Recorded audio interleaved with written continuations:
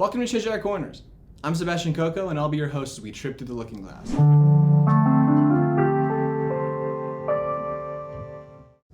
Today we're introducing a new mini-series called Spiritually Psychedelic, where we'll talk about psychoactive substances specifically through a religious, ritualistic, or ceremonial lens. Make sure to leave us a comment if there's a specific practice you want us to cover.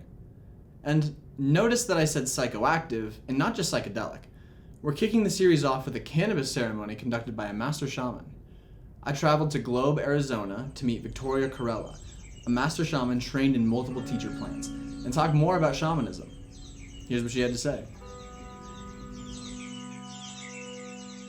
So awesome, Victoria. Thank you. Thank you for welcoming me into your home to Globe, Arizona. It's absolutely beautiful here. It's been really amazing so far. So can you tell me more about yourself, kind of how you ended up here and your training, your journey along the way? Sure. And thank you for coming. I'm glad that you were able to make your journey here. My journey began, I was born in Southern California. I went to UC Irvine for my undergraduate in social ecology. And then I went to UCLA for my master's in urban planning. My specialization was energy utilization in communities, and solar energy planning, and how you can plan for these renewable energies within the community, sustainable. This was a few years ago, and at the time, it had fallen out of favor. And then, so my friend and myself, we left Southern California. And we headed north to do some gold mining in 49er country. We were in some beautiful country out in the middle of nowhere. And that's one area I really became aware of working with spirits, because in gold mining country there was hundreds of thousands of people from all over the world descending in this place. There's all that energy that was in there, all those spirits. And then we're working right by the creeks and the rivers, and you could hear the water spirits speaking and singing, and so that experience being in it. Also, when I was in high school, when I was in my freshman year, I first became aware of using psychedelics and also entheogens and cannabis, which I put in as a teacher medicine plant.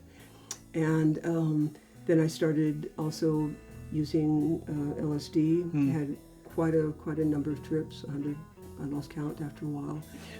Did psilocybin and mescaline and different medicines, working with them. Eventually I started working, which one has to do, and so cut back on that because I had to, the job I was in, urban planning, community city planning is something you really have to be present for. Okay, and working with the public and things like that. I worked in California, I worked in Arizona, I worked at local levels, state levels, county levels, at all different levels. I worked for private sector and public sector.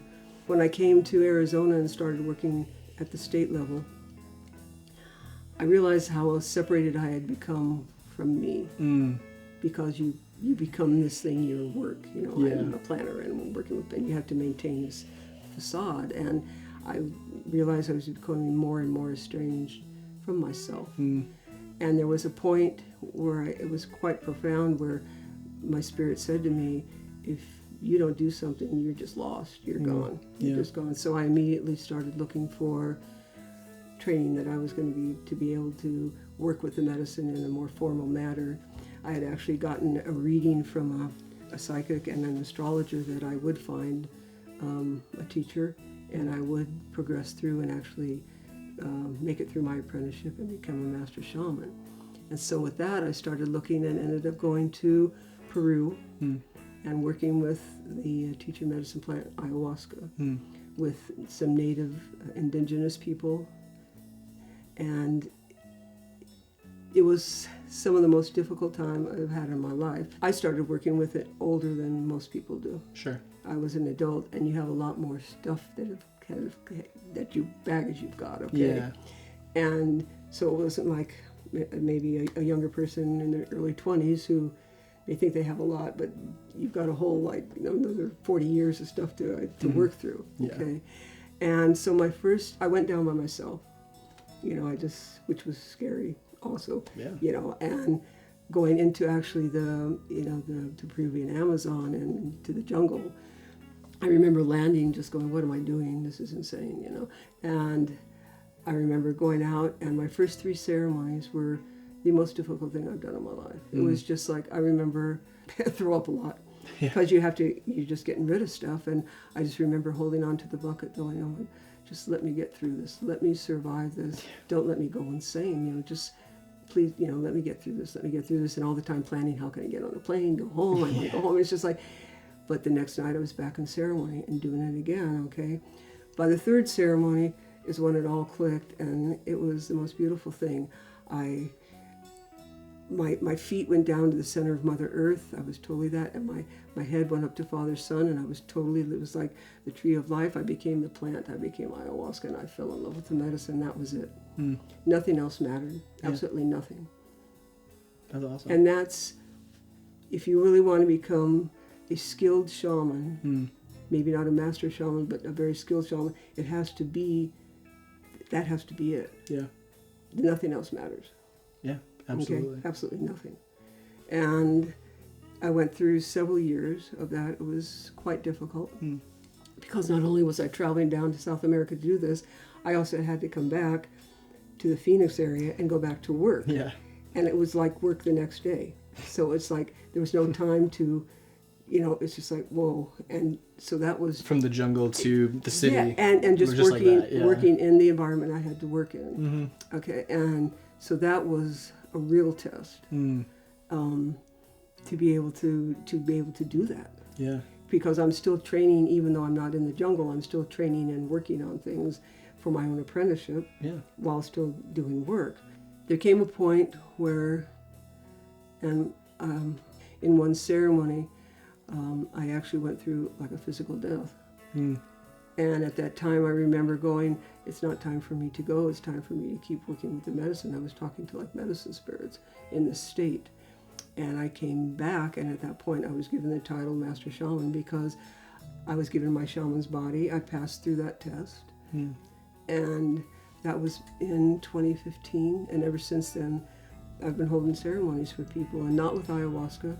Again, I just use the sacred teacher medicine plant cannabis. And hopefully tomorrow night or tonight, if we go into ceremony, that you'll be able to see just the wonder and the beauty of this medicine, of this plant that can take us into this altered state to be able to connect with ourselves and to be able to heal ourselves and love ourselves and embrace ourselves for who we are, which is the unique being that we are on this planet, and to be able to go through healing and releasing and transformation and opening up and just going, wow, this is just beautiful, and to really come to respect this plant cannabis. Even how we use the term, some people call it weed. It's like, that's kind of, to me, it's disrespectful. Maybe to others not, because that's how they've grown up. If you think about plants, okay, they are growing live things. They are alive. They have their being, and they give up that being so that we can consume them. And they interact with us in such a manner that they open the gateway and allow us to enter altered states of consciousness to experience just endless beauty. Beauty all around you. Walk the beauty way. It's just, we add titles. We put, negative, positive. We put bad, good. We put those. It just is. Life is. Okay. And the very fact that we get back just to Mother Earth. Okay. You have Mother Earth who sustains us. We're only here because of her. And she is our mother. She's the Pachamama. She has created our bodies through her materials. She feeds us with her plants. She waters us. We drink her water. We breathe her air. We resonate because she has a resonation. When we connect to her, we ground to her, we can resonate and bring her energies up and help us transform and center and straighten our energies.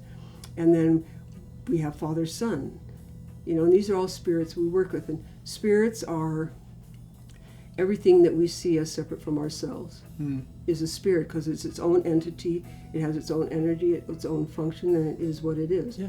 Every single thing. A person, a bird, a rock, they all have energy structures. It's not like, oh, we're alive but that's a rock. Yeah. It has its energy, and all you have to do is be around a crystal and be people that work with crystals, crystal medicines. And you know that certain crystals, they just have energy, and you can work with that and interact with that. So as a shaman, part of what you do through your shamanism is to work with these different spirits, and to work in energy, and to work in dimensions, and to be able to be proficient in what you do, so that if you do hold a ceremony, you can safely bring people through these dimensions and through this work in a safe, secure manner, so that they know that they can do what they have to do, and they don't have to be afraid, because it's held in a sacred space that can enter and harm you in any manner, and I work with certain spirits that are called head medicine spirits, because if you consider what I just said about everything being separate from you is a spirit, there's a trillion gazillion spirits. Yeah. And so that's a little overwhelming. And so what you do is work with the head medicine spirits, who then direct the others, like the workers trying to, getting things together to carry things out. And I tell people, when they come to ceremony, to release all expectations. Don't do a bunch of reading on shamanism and stuff before you come, because then you come with all preconceived ideas. And you don't want that. You want yourself open to really experience what is going to happen without any filters on, okay? And the teacher medicine plant cannabis is just as powerful as any other teacher medicine plant. It may be a different experience, and when I say power, I mean for the ability of it to help us transform, to bring us to a state of balance, peace, and harmony. And to elevate and to open up. And this is a process, and to keep experiencing and opening up, that it's a gentle, healing, cleansing medicine. Unless you disrespect it, and then you get spanked, and then you learn not to disrespect things. And I love sharing the medicine. I would love to have people come in and to be able to really come to respect this medicine plant, and to see how it can transform lives, and how it can. But again, it's an interactive process. I don't have people come and sit in a chair and then I do stuff to them. And then it's like, they're sitting there. No, it's totally, you have to be totally present, totally and focused, and follow the ikaros. The ikaros being the medicine songs that are gifted to me from the medicine spirits, that I work with them through my mesa, which is my energy center, and that's where the interaction happens, to take the space that people are in, what I call it shaping the geometry of the space, to move it, and to, as we go on this journey, okay? And it's working with the medicine spirits, and to take them through different gateways, okay, in different dimensions, and to work with that. And so a lot of the times when people say, well, is it going to be visual? And well, I have visions, you have to remember that visions aren't just eyesight, what I see. It's what I might think, it's what I can smell, it's all your senses, it's what I can taste, it's what, if I feel the medicine touching my skin, or like hearing. And so each one of those are visions, are opening you up to the visionary experience. Okay? And with the shaman guiding you through to enter these gateways and these portals, because the visions aren't the end game. A lot of times people, especially in, let's say, ayahuasca or LSD, where it gets super, super visual, they get stuck there. And they don't go beyond it. Those are gateways to open up into pure consciousness, and to really go that extra leap. And you want somebody there to guide you in a safe manner, and to make sure you come back. Okay? And that's why I recommend people find a really good person to work with. Not necessarily on your own, because you aren't aware of a lot of things that might occur. That spirit you interact with, maybe you shouldn't, it's not a good idea to be interacting with.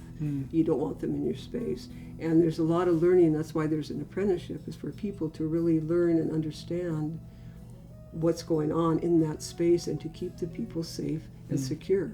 And so they can experience what they're going to experience. Yeah. And to just feel the joy and the beauty of the medicine. That's awesome. A huge thank you again to Victoria Carella for welcoming me to beautiful Gila County. Stick around, because in just a few weeks, we'll be posting a sequel where I talk with Victoria about what I experienced in ceremony. Make sure to like, comment, and subscribe if you enjoyed. Don't get psyched out!